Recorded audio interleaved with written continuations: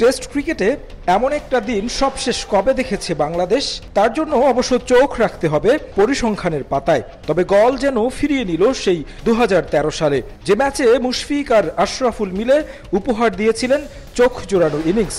আরও একবার দুহাত ভরে দিয়েছে গল। লম্বা সময় পর সাদা পোশাকে প্রথম দিনটা দারুণ কাটল টাইগারদের। রৌদ্রোজ্জ্বল সকালে শুরুর ধাক্কা সামালের দায়িত্ব নেন কাপ্তান নাজমুল হোসেন শান্ত এবং মুশফিকুর রহিম। দুই অভিজ্ঞ অবশ্য ভুল করেননি, দেখে শুনেই কাটান সকালটা।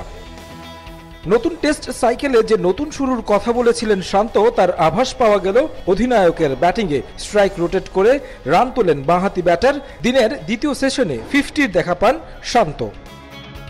সমান তালে খেলেন মুশফিকও। লঙ্কান বোলাররা খুব একটা পাত্তা পাননি এই অভিজ্ঞের কাছে। শান্তর পর 50-র দেখা পেয়েছেন মুশিও। কোনো উইকেট না হারিয়ে 92 রান তুলে দ্বিতীয় সেশন শেষ করে বাংলাদেশ।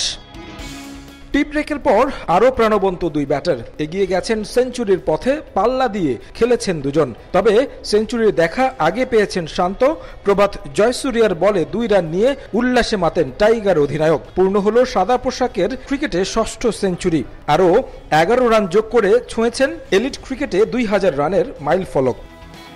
বাংলাদেশের হয়ে সবচেয়ে বেশি 97তম টেস্ট ম্যাচে মুশি চেনা কন্ডিশনে মিস করেননি নিজের সেঞ্চুরি। যদিও নার্ভাস 90তে সময় নিয়েছেন খানিকটা, তবে চেনা গলে আরও একবার উদযাপন করলেন সেঞ্চুরি, যা টেস্ট ক্রিকেটে 12তম। আর সেঞ্চুরির সঙ্গে দিনটাও শেষ হলো হাসি মুখে। যদিও দিনের শুরুটা ছিল সেই পুরনো রূপে। টিম ম্যানেজমেন্ট আস্থা রেখেছিল এনামুল হক বিজয়ের উপর, কিন্তু সেই একইভাবে ডাক মেরে ফিরেছেন প্যাভিলনে।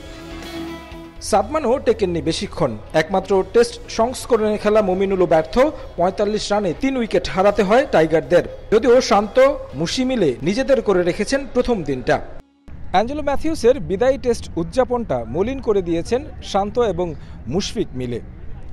গল টেস্টে চালকের আসনে এখন বাংলাদেশ, তবে চিন্তার কারণও রয়েছে টপ অর্ডারের বাজে পারফরমেন্স।